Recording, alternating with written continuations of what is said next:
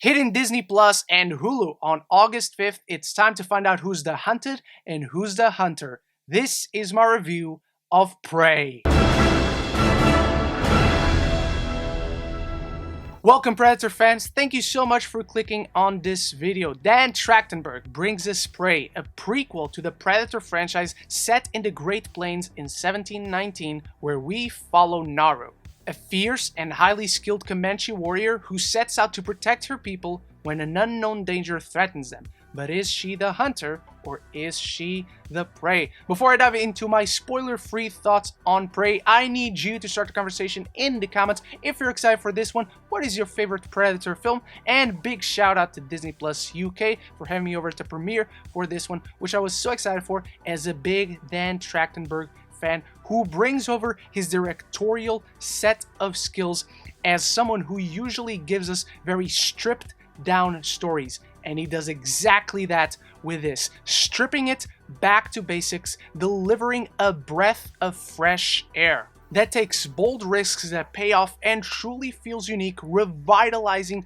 the Predator name, focusing in on basic suspense, thrills, and action. No Predator film has ever come so close to capturing the magic of the original, and no Predator film has been this successful at capturing that magic, where all the qualities that made that first one feel so special are all on the forefront here. And instead of getting in the way of his own story with deep exploration of lore and all that, not really, this is just a hunt, a predator versus a prey. And the way he keeps playing with who is what throughout this film makes it so engaging, unpredictable, and overall just a really fun cat and mouse game throughout the bulk of the runtime. And our lead, Amber Midthunder, is absolutely captivating. This is a terrific performance by any regard, but for such a newcomer who doesn't have a ton of dialogue throughout this film, that just has to express herself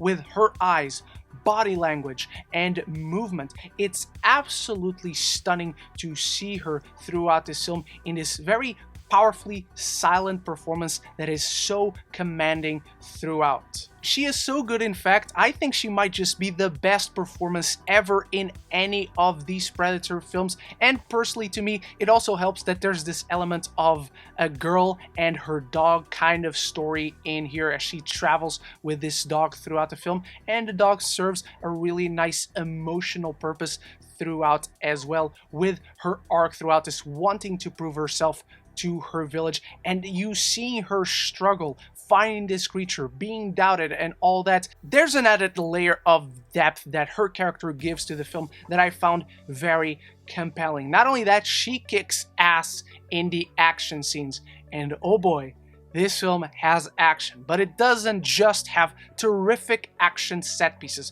particularly one set in this foggy area with dead trees that is to die for. The action is gnarly and nasty and bloody and violent throughout so many moments, beats, and shots of this film. My jaw was dropped. This is as violent as you want a Predator film to be. And not only does it have a ton of gore and blood, but you have some of the most creative kills I have seen in a while. Seriously, the violence in this film absolutely rips. It's nasty. The film leaves you with some horrifying visuals that I never predicted they would go that far, but Dan Trachtenberg, understanding the horror elements of the franchise, always knows when to leave something off screen for you to just imagine on your own. This goes from the beginning of the film all the way to the climatic fight that is so awesome to witness. This Predator in this film is scrappy and does not go down, and it's impressive to see it work. And Trachtenberg also knows to keep it hidden away, because Trachtenberg understands that we have seen a Predator before, but also understands that this is a movie monster. The longer you keep him hidden away, obscured by shadows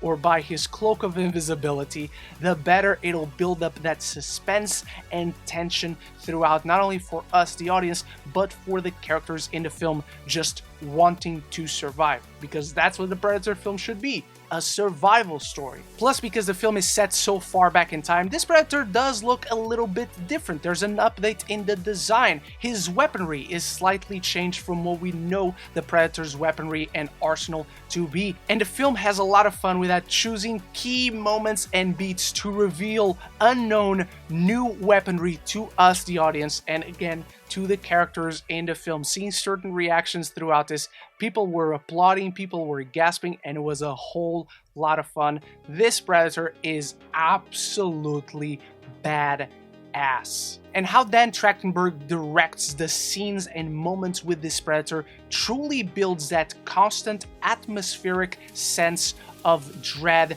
that hasn't been present in these films ever since the original one. He truly understands the threat this monster represents. Adding to that, there's a fantastic score that pays homage to the original while being its own thing from Sarah Schachner. I hope I'm pronouncing that right, because she does an absolutely stellar job with this score, just building but also reeling back into more intimate moments, and this film does have intimate moments with its characters. Quickly referencing the original, this film is very much its own thing as it is a prequel, but there are some nods to the original in the score, plus some lines here and there that could have been distracting but do feel earned and never overtly stay there welcome.